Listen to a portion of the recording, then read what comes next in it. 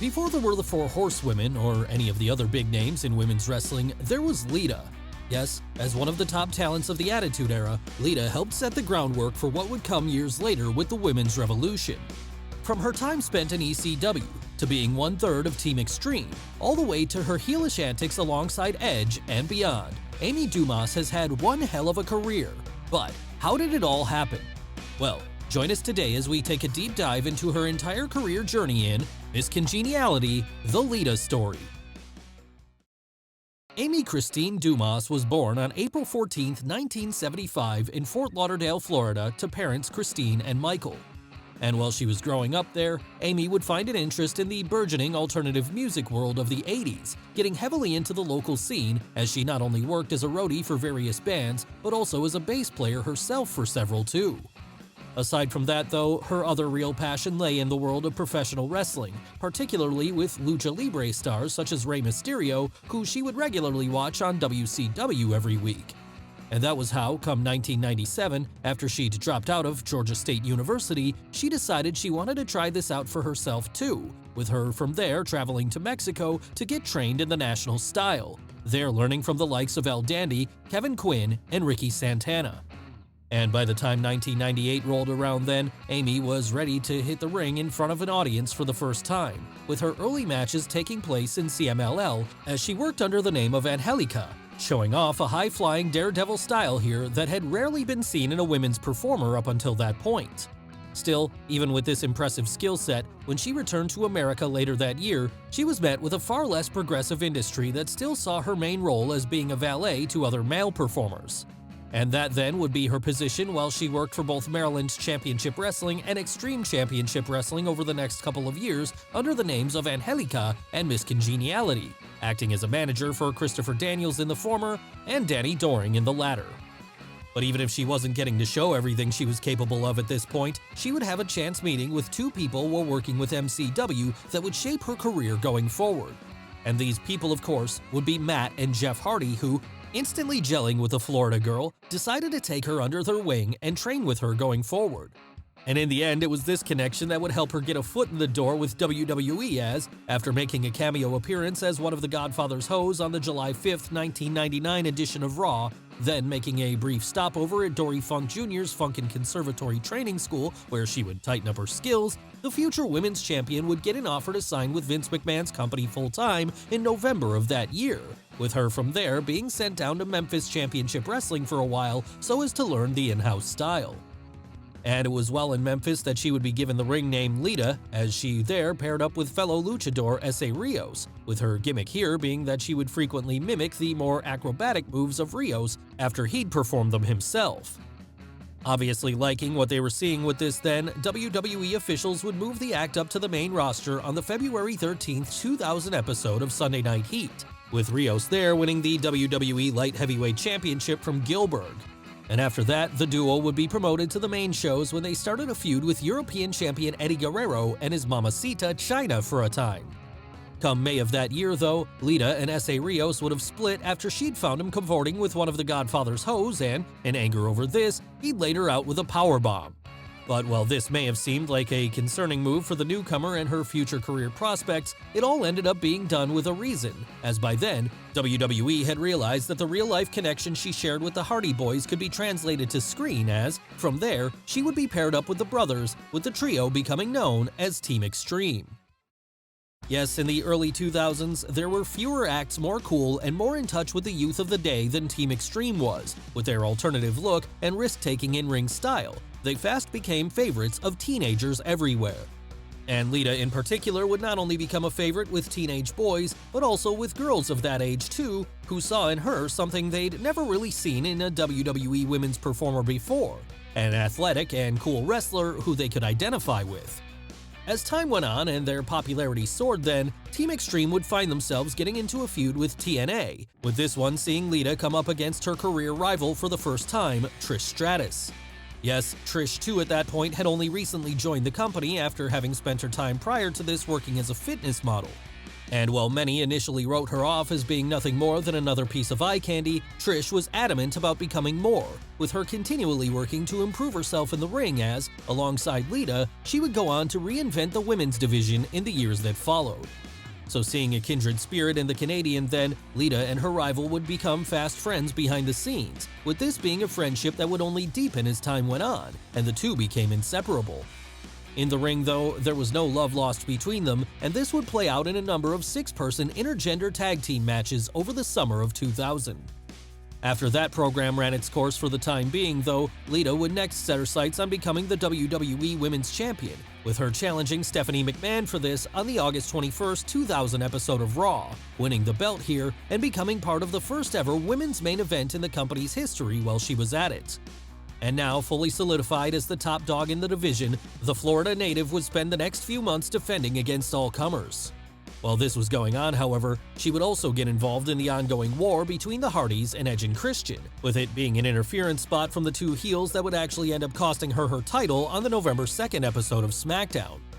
Still, by now, Lita was, with the possible exception of Trish, by far and away the most popular woman on the roster, so she had little to worry about in terms of maintaining her spot. In fact, so popular was she that, during a period that saw the likes of Stone Cold Steve Austin and The Rock on the show every week, she would often receive amongst the biggest pops of any given night whenever her entrance music hit. Yes, clearly, she was connecting with people in a way that just couldn't be taught, and she would use this fan support then to try and help her not only win back the women's title on a number of occasions heading into 2001, but also to help her defeat Dean Malenko as, around this time, the two began a feud over the light heavyweight title, which saw the Iceman play the misogynistic heel who thought he deserved her affections. But of course, even if Malenko had acted like a better man towards her, Lita would have had no romantic interest in him anyway because she was already seeing someone else by that point. And that relationship would finally be acknowledged on screen when, after defeating the light heavyweight champion on the February 19, 2001 episode of Raw, she would be congratulated in-ring by Matt Hardy, with the two there sharing a kiss and confirming their real-life romance. Following this, with their relationship now public, Lita would stand by both Matt and Jeff's side as they got into a feud with Steve Austin and Triple H. And this feud would be notable for the minor controversy it caused when it featured the Rattlesnake beating the Florida girl with a steel chair at one point, something which some people saw as going too far, but Lita herself would argue was just her showing she could take just as much punishment as the boys. And after proving her toughness then, she would spend the summer of 2001 teaming up with her former rival Trish Stratus as the two gave a not-so-warm WWE welcome to former WCW alumni Stacy Keibler and Tori Wilson. But while this feud would give all four a prominent spot on the card for the next few months, given the in-ring limitations of the heels involved, it wouldn't really allow much opportunity for Trish and Lita to shine in the ring as they were so capable of doing by now. No, instead, they would be put into a number of bra and panties matches throughout the Invasion angle until it came to an end in November, after which Lita got another shot at the women's title during a six-pack challenge that saw her face off against Keibler, Wilson, Stratus, Ivory, and Mighty Molly. But while Lita would put on an impressive effort during this match, it would ultimately be Trish who got the win and the title on that night. And to make matters worse, around about that same time, the Hardy Boys would implode too, with the two brothers starting a feud with each other here that saw the women's star be forced to stand in the middle of them, even going as far as to act as the special guest referee for their one-on-one match at December 9th's Vengeance. And after failing to help Matt get the win on that night, Lita would soon find herself getting kayfabe dumped by him, with this leading to her moving over to Raw to align herself with Jeff for a while, all before the whole angle was mercifully retconned when the trio were reunited on December 20th, 2002. That said, while things may have looked to be getting back on track at this point, Lita would soon find herself on the injured shelf after she picked up a neck injury while filming a guest spot role in an episode of Dark Angel in April of 2003, something which would force her to undergo surgery and keep her out of action for the next 17 months. Still, she wouldn't spend all of this time off TV, as by October, she would have returned as a commentator, using this role to keep herself in fans' minds while she finished up her recovery. But that wasn't all she was doing as it happened, because around the same time, she would found an animal protection charity known as Amy Dumas Operation Rescue and Education, or ADORE for short. And while this certainly kept her busy for a while, come September of that year, she would start to refocus on the ring once again after she finally made her return, saving Trish Stratus from a beatdown at the hands of Molly Holly and Gail Kim. Following this then, both she and Trish would defeat the heels in a tag team match at September 21, 2003's Unforgiven pay-per-view, as from there, Lita would move back into singles competition when she started a feud with Holly over the Women's Championship over the remainder of the year. But while she wouldn't be able to win the title again at this time, she would be reunited on screen with Matt Hardy once more as the two teamed up to take on Eric Bischoff and Holly on the November 17th episode of Raw. That reunion would only prove to be fleeting, however, because after losing this match, Hardy would berate his real-life girlfriend, abandoning her from there once again as Lita instead moved on to a feud with Victoria that saw the two take part in the first-ever women's steel cage match in company history on November 24th. And as if that wasn't enough, it would also be at this time that she would tease getting involved in an on-screen relationship with Christian. Yes, at this point, the Florida girl had realigned herself with Trish Stratus on TV once more, and after doing so, the two had begun catching the attention of both the Instant Classic and Chris Jericho, respectively. Pretty quickly, however, it would be revealed that both men were only interested in the Divas as they were trying to win a bet over who could nab their conquest first. When Lita and Trish found out about this then, they would take them on in a series of intergender tag matches over the remainder of the year, the most notable of which was probably their Battle of the Sexes match at December 14th's Armageddon. Following this, however, the former women's champion wouldn't do much of note until April of 2004, at which point she would once again be reunited on screen with Matt Hardy after her real-life boyfriend came out to help her fend off an attack from Kane, who had by then begun developing feelings of his own for Lita. And over the next few weeks then, the Big Red Machine would continually try to seduce her, even at one point kidnapping her in a backstage segment and hoping to hold on to her until she loved him. Of course, Matt Hardy would be there to save the day, however, and so, with his lover now free, he would be overjoyed when, on the June 14th episode of Raw, she announced that she was pregnant with his child. Any celebration here would be short-lived though, as immediately after the announcement, Kane would hit the ring to claim that it was actually he who was the father, with the insinuation being that he had slept with Lita during her kidnapping.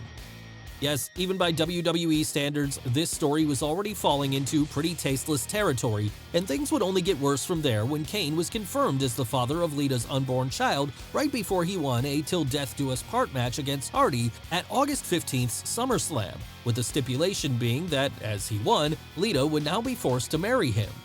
And though this marriage would take place on the August 23rd episode of Raw, the unwilling bride would remain just that, unwilling, with her constantly trying to cost the Big Red Machine matches in the weeks that followed. But things hadn't hit rock bottom yet. No, that would happen when, on the September 23rd episode of Raw, Gene Snitsky would inadvertently cause Lita to fall from the ring apron during a match, with the company using this as the reason for her having a kayfabe miscarriage afterwards. And for some reason, this miscarriage would draw Lita closer to her abuser, with her now acting as an ally to Kane going forward.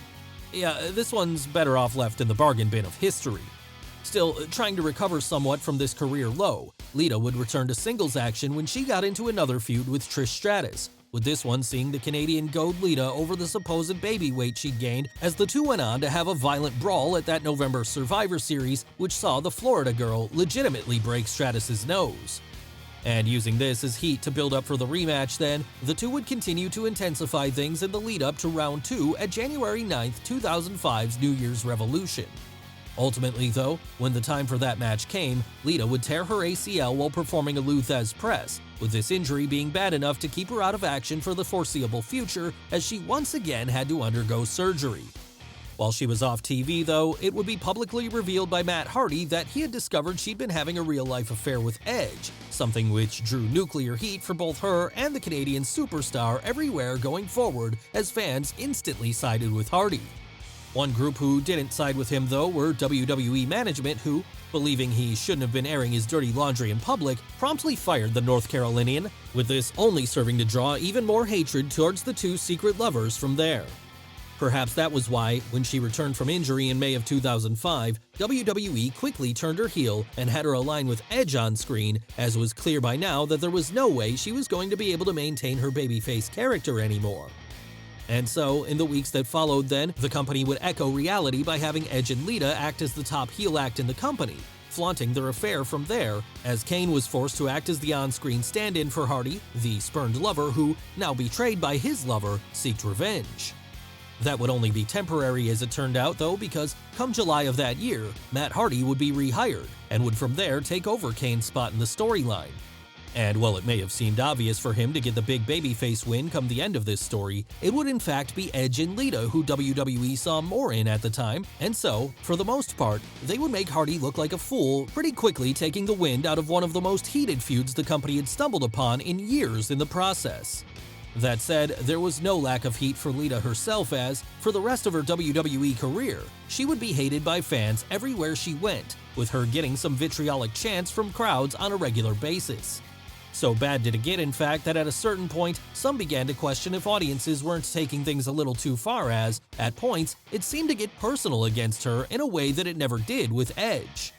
Of course, the villainous duo did stoke these kind of reactions when they did such things as performing their infamous live celebration on the January 9th, 2006 episode of Raw, something that was done to celebrate Edge having won the WWE title from John Cena the night before. Still, at a certain point, it became clear that all the hatred was getting to Lita, and it didn't help that, as she would reveal in an interview years later, she had never wanted to do the live celebration segment in the first place, as she felt it would only add to the reputation fans had built for her, with her only going ahead with it in the end when she was allegedly told she'd be fired if she didn't. So with hindsight, it seems like this was probably when she began thinking about hanging up her boots for good. Of course, she wouldn't do that quite yet though, as, before she did, she would join Edge and Mick Foley in starting a feud with Terry Funk, Tommy Dreamer, and Beulah McGillicuddy in the lead-up to May 2006's ECW One Night Stand pay-per-view. And after that, she would even get another run with the women's title when she beat Mickie James for the honor on the August 14th episode of Raw. As it happened though, she would lose this belt during one final showdown with her old friend and rival Trish Stratus at September 17th's Unforgiven where, after defeating Lita, the Canadian would retire herself, happy to have gone out on the opposite side of the ring from her closest confidant.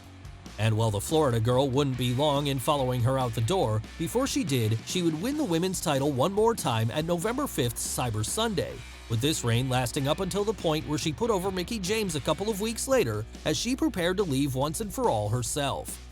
But if she thought she was going to get the kind of celebratory exit that her best friend Trish Stratus had, she was very wrong as, instead, Lita's final appearance would see her be humiliated when Crime Time went through her belongings and had a hoe sale with the live crowd, something which the company have been criticized for doing in the years since. Still, regardless of the controversy, the end result was the same. Lita was retired, and so, moving on with her life then, she would form a punk band named the Luchagors, who would go on to find success in their own right in the years that followed, with her acting as their singer. Apart from that though, a couple of cameo appearances on WWE TV aside, she would largely remain out of the public eye until 2012, at which point she would briefly return to action on the 1000th episode of Raw to take on and defeat Heath Slater in an intergender match. A couple of years after that, and she would also be inducted into the WWE Hall of Fame by none other than her best friend Trish Stratus, with her from there continuing to remain connected with the company as a creative writer and backstage producer for a time.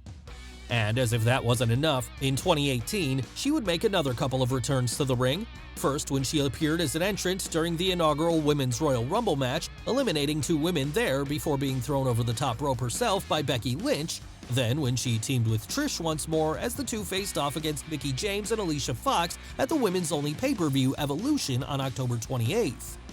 Following this, and she would make her last in-ring appearance to date the next night on Raw as part of a 10-woman tag team match.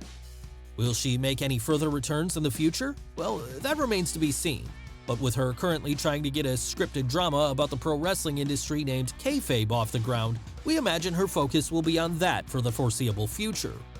Whatever happens though, with the work that she was able to do alongside Trish Stratus in the early to mid-2000s, setting the stage for what was to come years later, Lita will remain one of the biggest legends in women's wrestling history. Yes, when she was at her peak, she was one of the most popular stars, male or female, on the roster.